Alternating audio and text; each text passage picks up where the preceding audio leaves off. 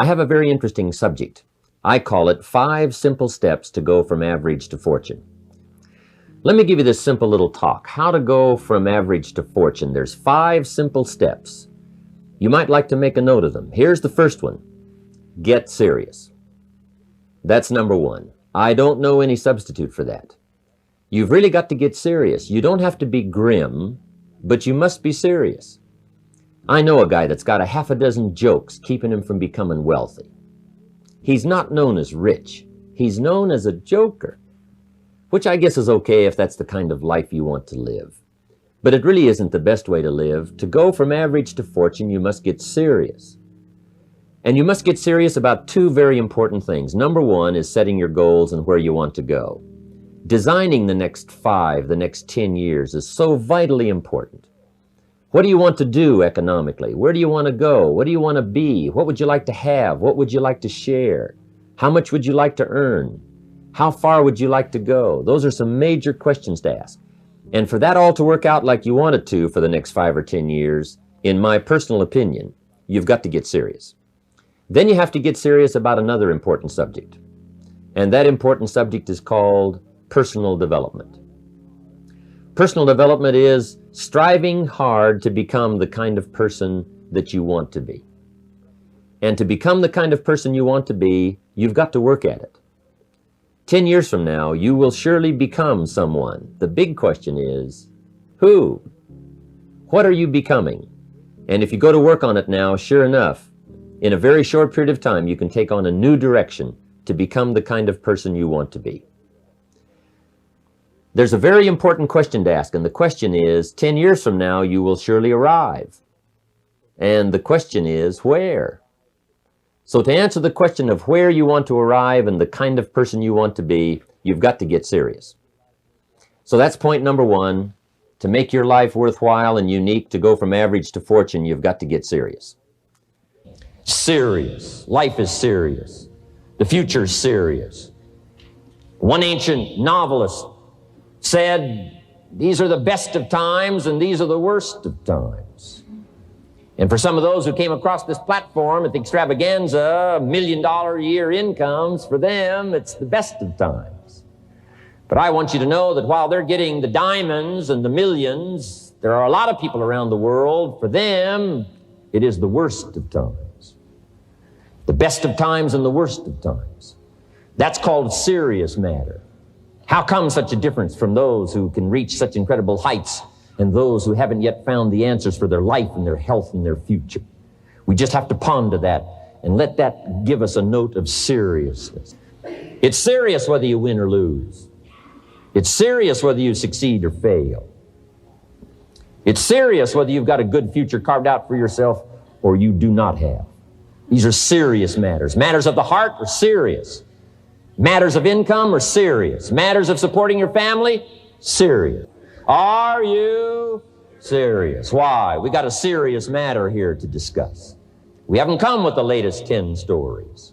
We've come with a serious matter. And I want you to take on that serious tone. Now, the second point is get smart. To make your life work out worthwhile, you've got to have some ideas. You've got to have the information. So you've got to be smart. In fact, in this decade, you must be much smarter than you were in the last decade. You've got to read the books. You've got to come up with the information. When I have a chance to talk to the high school kids, that's the theme of my talk. Get smart. There's nothing worse than being stupid. And if you will read the books, learn from your experiences, do all the things that you possibly can to get the information, sure enough, you'll be wiser this year than you were last year. And I've got a few techniques that I teach in my seminar on how to get smarter, keeping a journal, going to the lectures, going to the seminars, listening to the sermons, picking up ideas from other people. You just must keep up this steady process of learning. Never cease your quest for knowledge. And that's one of the key points to go from average to fortune. Get smart. This is called the possibility for life change starts with education. Don't be lazy in learning. Don't be lazy in picking up the ideas. Don't be lazy in learning from your own experience. Learning is the beginning of wealth. Learning is the beginning of life change. Some people want to start with motivation, but you don't start with motivation. Somebody says, just motivate this guy, he'll be all right. The answer is no, probably not. If a guy's an idiot, you motivate him, now you got a motivated idiot. So education, get smart. Don't miss the training class. You say, well, I've already been to one of those classes. I've already heard it. I got a good phrase for you to take home. That's no sign you got it. Just because you've listened to those millionaire tapes one time is no sign you've got it. I'm asking you to listen to them over and over and over. I'm asking you to dedicate yourself to a new level of learning. Study, learn, grow, change, develop. Never let it be said you didn't learn, right? If you want to solve your problems, you got to learn. If you want to take advantage of an opportunity, you got to learn. Develop your own personal philosophy here. Philosophy, major determining factor in how your life works out. Each person's philosophy is like the set of the sail. The same wind blows on us all. The difference in where we arrive at the end of the week, at the end of the month, at the end of the year is not the wind that blows. But what's going to make the major difference? Each person's personal philosophy that sets a better sail, sets a better sail. So don't ask for a more favorable wind. That's like wishing something that's not going to occur. Don't ask for better seed and soil. All you got's what's available. Don't curse what you got. The key is to set a better sail and turn what you've got into the miracle of your future. Don't wish it was easier. Wish you were better. Don't wish for less problems. Wish for more skills. And that's the reason for coming here, spending a couple of days of intense effort, taking notes, rolling up your sleeves, going to work, commit yourself to learning so that you can get smarter for the days ahead.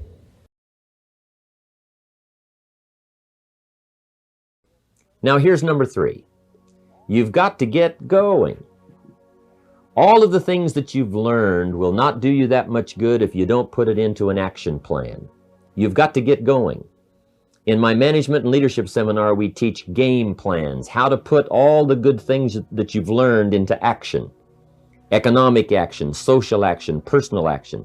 How to make the changes and how to actually do the work, how to actually function. Get going, that's the key. Some people are ever learning, but they don't put it into action. They don't really take the action. It's like the man who keeps bringing materials to the building site and never builds anything. He keeps bringing in the sand and the gravel and the windows and the doors and the roofing material, and he just stacks up all these supplies, but he never builds anything. See, if you do that long enough, fairly soon they'll come and take you away. You've got to do something with what you've learned. You've got to take action. You've got to get going. So that's one of the most important things to learn, how to design your days, how to design your weeks, how to design the months so that you take the proper action to get the proper return that you're looking for, whether it's economic or personal. Get going. It's a major key. You got to get going. You got to take action. The disciplines is the miracle process. And here's how to get the miracle of your future going as far as disciplines are concerned. Number 1, do what you can. You might go home and set a whole new pace for yourself, and we call it cleaning up neglect.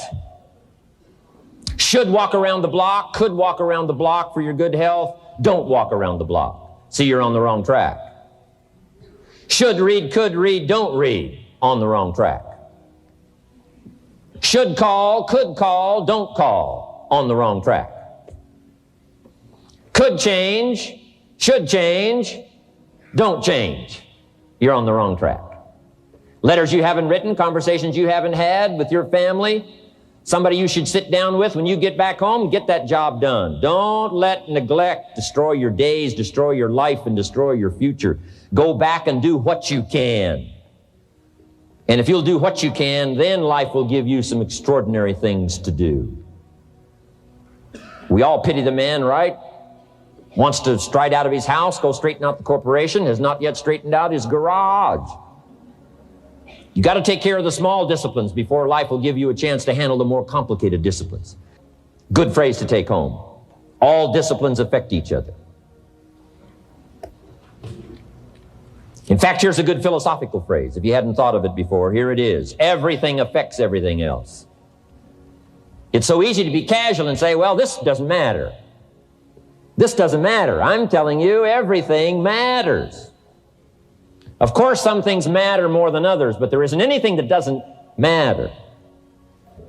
Let us not neglect. Do not neglect the smallest of disciplines, and build on that foundation, and you can have everything you could possibly want.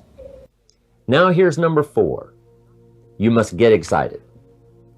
And not just the false enthusiasm of just pure positive thinking.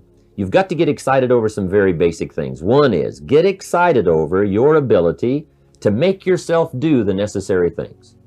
Because discipline is major step 1 toward personal progress. And anytime a person wishes to, they can make major changes in their life, personally and socially and financially. It doesn't ever have to be the same after today. No telling what you could do today if you really wish to. The act of murder is a clear indication that a person in one drastic act can forever change the course of their life. It just happens to be in the negative direction. What I would ask you to do, starting today, is get excited about committing an act that's positive, an act that's constructive, to make the changes in your life that you want made, and to go the direction that you want to go. So that's number 4, get excited. Get excited about your potential. Human capacity is usually never the problem. Little children can learn several languages. We can learn to do the most incredible things. All we need to do is take the time to do it. So it's not a matter of capacity. It's a matter of judgment. It's a matter of excitement. It's a matter of will. And it's a matter of wanting to bad enough. So it's pretty exciting to know that any day you wish, you can change your life. Any day you pick out, you can make major changes. It doesn't ever have to be the same again. And that's exciting.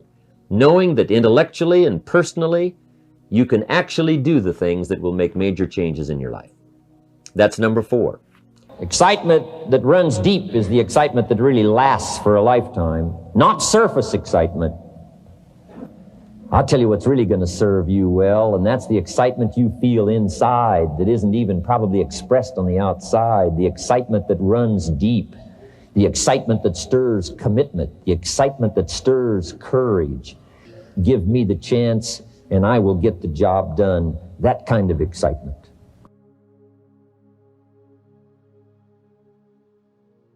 Here's number 5. Number 5 is get away.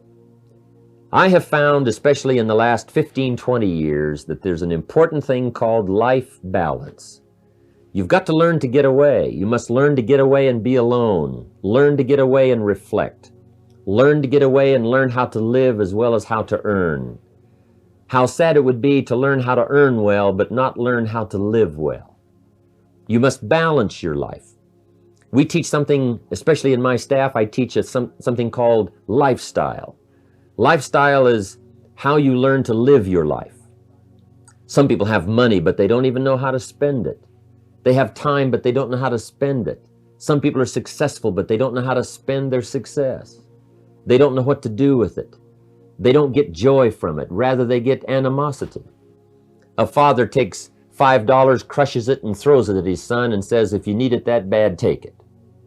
Now, it's the same $5. But instead of dispensing it with joy, he dispenses it with animosity. That's the difference in not knowing how to live. It's called lifestyle. Then you've got to take time to cultivate good friends. You've got to take time to be with your family. You've got to take time to be with the people who are important to you, designing your life in those respects. Get away. Take the time. Reflect on your life. Recharge your batteries. Do some growing away from your enterprise. Then when you come back to your enterprise, after you have taken this time to balance your life, you will find that on the job, working on your enterprise, things will really go much better. So those are the 5 simple steps to go from average to fortune. Get serious. Get smart. Get going. Get excited, and get away. I hope those points will be valuable for you as you consider them. And I want to thank you for giving me this few minutes of your time. And for you giving me some of your time, I would just like to sincerely share this with you. Do not walk in front of me. I may not follow. Do not walk behind me. I may not lead. But walk beside me and be my friend. Thank you for listening.